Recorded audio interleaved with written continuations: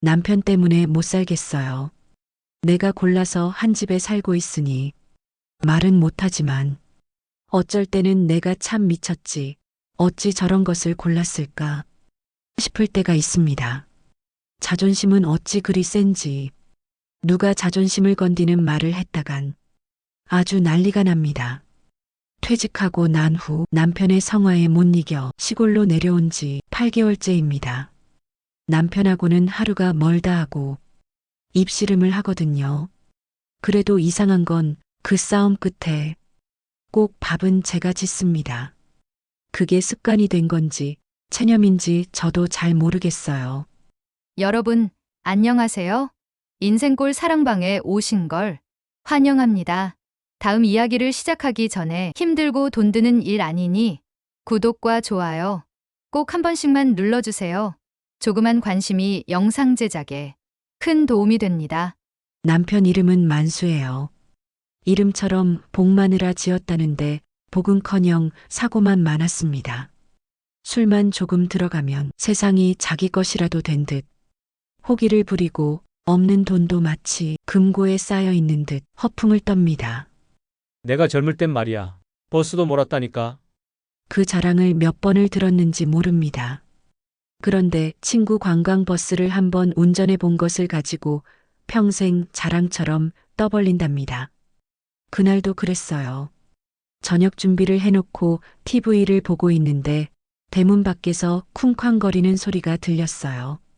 남편은 들어오자마자 다짜고짜 차를 바꾸겠다고 난리입니다. 여보, 나 지금 차 사러 갈 거야. 술 냄새가 바람보다 먼저 들어왔습니다. 차요? 갑자기 무슨 돈으로요? 그거야 있지. 퇴직금 좀 남은 것도 있고 연금도 좀 나오잖아. 그 말을 듣는 순간 숨이 턱 막혔습니다. 그 사람은 늘 있지라는 말을 입에 달고 살지만 그 있지는 결국 제 희생을 뜻한다는 걸 저는 너무 잘 압니다. 그날 오후 마지못해 자동차 매장에 함께 갔어요. 술 기운이 오른 남편은 경찰을 보자마자 코웃음을 쳤습니다. 내가 경찰을 타게 생겼냐? 저 큰 거, 그거 얼마야? 직원은 난감한 얼굴로 말했어요. 그건 억대인데요. 그런데 남편이 당당하게 말하더군요. 계산해, 나 그거 살게. 직원이 어이없어 하자 남편이 저를 돌아봤습니다. 여보, 할부로 사면 되잖아. 퇴직금이 얼마나 남았다고 그래요. 제발 정신 좀 차리세요. 에이, 인생 뭐 있어? 아무튼 차는 크고 비싼 차를 몰아야 자존심이 산다니까. 그 말에 저는 결국 손이 떨려 아무 말도 못했습니다. 매장을 나와 남편을 길가에 앉혀놓고 말했어요. 당신, 제발 그만 좀 하세요. 그는 제 손을 뿌리치며 소리쳤습니다. 다들 날 무시하는 거야? 당신도 마찬가지잖아. 그 목소리엔 술기운 속 서러움이 섞여 있었지만 그걸 이해하기엔 제 마음이 이미 다 달아 있었죠. 그날 밤 집에 돌아와 불 꺼진 방에서 혼자 누웠습니다. 천장의 전등빛이 깜빡이며 제 눈앞에서 꺼질 듯 말 듯 했습니다.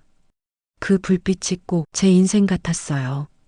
꺼질 듯 하다가도 완전히 꺼지지 못하는 그런 불빛, 도망치고 싶으면서도 여전히 이 집에 눌러앉아 있는 제 자신이 원망스러웠습니다.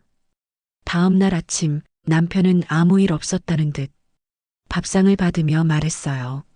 오늘 점심에 양만이네 가서 트랙터 좀 보고 와야겠어. 트랙터는 또 왜요? 농사를 지어볼까 해서. 그 말을 듣는 순간 어이가 없어 웃음이 나왔습니다. 이 사람은 변하지 않겠구나. 그래도 이상하게 밥은 또 차려졌습니다. 그게 사랑일까요? 습관일까요? 이제는 저도 모르겠습니다. 며칠 후였어요.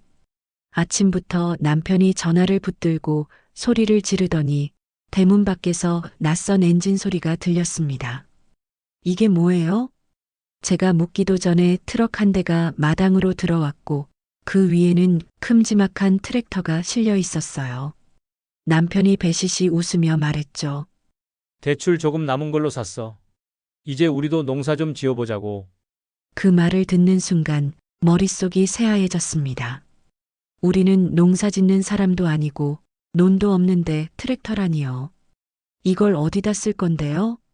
남의 밭이라도 빌리면 되잖아. 남들은 다 하던데 나라고 못할 게 뭐 있어. 그는 손에 묻은 기름을 훔치며 자랑스럽다는 듯 웃었습니다. 그 웃음이 왜 그렇게 철없어 보였는지 모르겠어요. 저는 입술을 깨물며 말했어요. 당신, 이거 대출금 어떻게 갚을 생각이에요? 에이 뭐. 천천히 갚으면 되지. 그의 태도에는 언제나 현실이 빠져 있었습니다.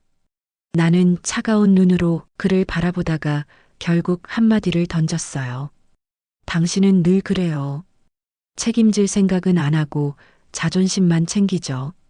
그 말에 남편이 불같이 일어섰습니다. 자존심 없으면 사람도 아니지. 그의 목소리가 벽에 부딪혀 울렸습니다. 순간 제 눈앞에 지난 세월이 스쳐갔어요. 결혼 초 남편은 늘 말했죠. 가진 거는 많이 없지만 남 눈치 안 보고 살게 해줄게. 그 약속이 이렇게 무너질 줄 그때는 몰랐습니다. 그날 저녁 트랙터를 마당에 세워둔 채 남편은 이웃들에게 자랑을 늘어놓았습니다. 이제 내가 본격적으로 농사를 짓는다니까요. 기계는 이게 제일 좋은 거예요. 사람들은 어색한 미소를 지었지만 남편은 그런 눈빛을 알아채지도 못했어요. 저는 부엌 창문 너머로 그 모습을 바라보며 한숨을 쉬었습니다. 이 사람은 왜 늘 누군가의 인정을 쫓는 걸까? 그건 돈보다 더 고질적인 허기 같았어요. 며칠 뒤 트랙터는 결국 먼지를 뒤집어 쓴 채 마당 한켠에 세워졌습니다. 한 번도 제대로 쓰지 못했죠. 대출 상환 고지서는 꼬박꼬박 날아왔고 저는 그걸 숨기듯 서랍 속에 넣었습니다. 남편은 그걸 모르고 또 술에 의지했어요. 내가 뭐 큰 잘못했어? 다 먹고 살려다 보니 그런 거지. 그 말에 제가 대꾸하지 않자 그는 더 큰 소리로 말했죠. 당신은 나 이해 못해. 남편이 자존심 하나 없이 살면 그게 되겠어? 그 소리에 가슴이 서늘했습니다. 자존심이라 그게 정말 남자를 세우는 걸까요? 아니면 우리 가정을 무너뜨리는 걸까요?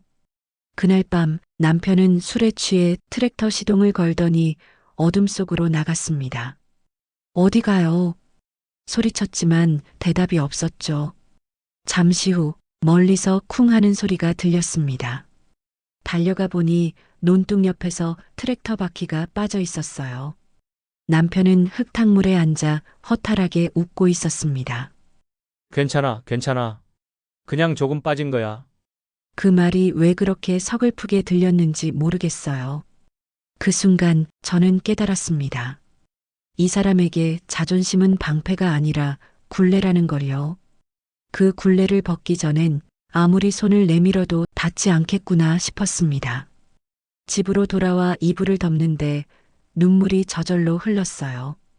그 사람을 미워하면서도 그 흙탕물 속에서 허우적대던 모습이 자꾸 떠올랐습니다. 그게 참 이상했어요. 불쌍하다는 생각보다 외로워 보였거든요. 아마 우리 둘 다 같은 곳에서 길을 잃은 게 아닐까 싶었습니다. 그날 밤 한참을 울다가 잠이 들었습니다. 이불 속에서 들려오는 그의 코 고는 소리에 묘하게 안도감이 들면서요. 며칠 동안은 잠잠했습니다.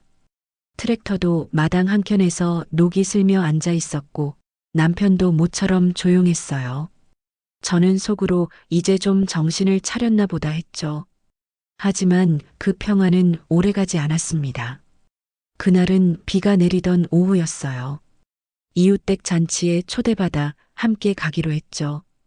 남편은 모처럼 깔끔하게 옷을 차려입더니 차 열쇠를 들고 나섰습니다. 운전은 내가 할게. 당신은 그냥 옆에 타. 그 말에 가슴이 철렁 내려앉았습니다. 지난번 트랙터 사건이 아직도 생생한데 또 운전이라니요. 당신 술은 안 마셨죠? 에이, 무슨 소리야. 괜찮아, 내가 조심할게. 그는 비닐 우산을 접어들며 능청스럽게 웃었습니다. 도로에는 비가 고여 있었고 와이퍼가 쉴 새 없이 움직였습니다. 남편은 유난히 목소리가 커졌어요. 운전이란 건 말이야. 손끝으로 차를 느끼는 거야. 당신처럼 덜컥거려서 되는 게 아니야. 저는 대꾸하지 않았습니다. 그저 두 손을 꽉 잡고 창밖을 봤죠. 농가 밭이 흙탕물에 잠기고 비는 점점 거세졌습니다. 순간 앞차가 급정거했어요. 조심해요. 소리쳤지만 이미 늦었습니다. 차가 미끄러지며 길가 논두렁 쪽으로 휘청거렸고 쿵 하는 소리와 함께 차체가 기울었습니다. 잠깐 정신을 잃었던 것 같아요. 눈을 떴을 때 차 한쪽 바퀴가 논에 빠져 있었고 남편은 운전대를 붙잡은 채 멍한 눈으로 앞만 보고 있었습니다. 괜찮아요? 그가 대답 대신 헛웃음을 터뜨렸습니다. 괜찮아. 그냥 조금 빠진 거야. 하지만 그의 이마에서 피가 흘러내렸습니다. 피나요? 빨리 병원 가게요. 됐어. 이런 건 닦으면 돼. 그는 손등으로 피를 훔치며 웃었지만 그 웃음이 어찌나 허망하던지 눈물이 왈칵 쏟아졌습니다. 비는 여전히 쏟아지고 차 안은 축축했습니다. 창문에 김이 서려 앞이 보이지 않았죠. 남편이 밖으로 나가 차를 밀겠다고 했지만 발이 지늘게 빠져 꼼짝도 못했습니다. 그는 그제야 무릎을 꿇듯 주저앉더니 조용히 말했어요. 내가 왜 이렇게 됐을까? 당신 말이 다 맞았어. 그 한마디에 가슴이 저릿했습니다. 지금껏 수십 번 싸워도 처음으로 그가 제 말을 인정한 순간이었거든요. 하지만 이상하게도 저는 그 말이 위로로 들리지 않았습니다. 너무 늦었으니까요.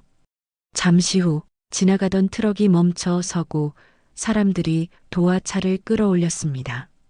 남편은 끝까지 괜찮다며 병원도 거부했어요. 집에 돌아오는 길, 그는 머리를 감싸쥐고 말했죠. 내가 좀 바보 같았지? 이제라도 그걸 알면 됐죠. 짧은 대화였지만 그날만큼은 묘하게 조용했습니다. 비 냄새, 흙 냄새, 그리고 오래된 한숨 냄새가 차 안을 가득 채웠습니다. 그날 밤 남편은 머리에 붕대를 감은 채 잠들었어요. 저는 옆에서 그의 얼굴을 한참 바라봤습니다. 고집불통이지만 그래도 내 곁에서 늙어온 사람이죠. 이마에 남은 상처가 이상하게 마음을 아프게 했습니다. 그 사람의 피가 마르기도 전에 제 눈물이 떨어졌어요. 그건 미움의 눈물이 아니라 오래된 정 때문이었는지도 모르겠습니다. 이 사람과의 인연이 참 고단하지만 쉽게 끊을 수도 없다는 걸 그날 빗속에서 다시 깨달았습니다. 사고가 난 지 한 달쯤 지났을까요? 남편의 상처는 거의 아물었지만 마음의 흉터는 쉽게 낫지 않았습니다. 그 후로 그는 술을 끊었습니다. 아침마다 마당에 나가 트랙터를 닦으며 한참을 서 있곤 했죠. 그 모습이 처음엔 또 허세 부리는 건가 싶었는데 이번엔 달랐습니다. 그는 시동도 걸지 않은 채 그저 손끝으로 트랙터 표면을 쓰다듬으며 중얼거렸습니다. 내가 너무 욕심부렸지. 괜히 당신만 고생시켰어. 그 말을 들은 순간 가슴이 먹먹했습니다. 이 사람 입에서 미안하다는 말이 나올 줄 몰랐거든요. 그날 이후로 집안 공기도 조금씩 달라졌습니다. 남편은 밥을 먹을 때마다 잘 먹었다고 말했고 저는 그 말에 괜히 눈시울이 뜨거워졌습니다. 그렇게 40년을 함께 살았지만 처음으로 감사하다는 말을 들은 것 같았어요. 가을이 깊어가던 어느 날 남편이 저를 불렀습니다. 당신 오늘 시간 있어요? 왜요? 같이 읍내 좀 갈까 해서. 사고 난 그 논 옆길로. 순간 가슴이 철렁했지만 따라 나섰습니다. 비로 인해 패였던 논둑은 벌써 메워져 있었고 그 자리에 작은 들꽃들이 피어 있었습니다. 남편은 그 앞에 서서 한참을 말없이 서 있다가 조용히 제 손을 잡았습니다. 그날 거기서 당신이 나 안 버린 게 고맙더라. 버리긴 누굴 버려요. 내 사람인데. 저도 모르게 그렇게 말했어요. 그 말이 입 밖으로 나오자 마음 한구석이 따뜻해졌습니다. 그 후로 우리는 마을에서 가장 느리게 걷는 부부가 되었어요. 시장에 갈 때도, 논뚝길을 걸을 때도 남편은 제 손을 꼭 잡고 다녔습니다. 어느 날 밤 남편이 조용히 제게 말했습니다. 내가 당신 덕에 살았어요. 그 말이 그렇게 따뜻하게 들릴 줄 몰랐습니다. 저는 그저 미소만 지었어요. 이제는 미움보다 감사가, 후회보다 평안이 조금 더 많은 나날이니까요. 사람의 인생이란 게 결국 누군가의 허세를 견디며 그 사람의 진심을 기다리는 시간일지도 모른다고요. 그리고 그 기다림 끝에 남은 건 조용히 서로를 닮아가는 늙은 부부의 온기였습니다. 오늘 이야기는 여기까지입니다. 아직 구독과 좋아요 누르지 않으셨다면 꼭 눌러주시길 부탁드릴게요. 감사합니다.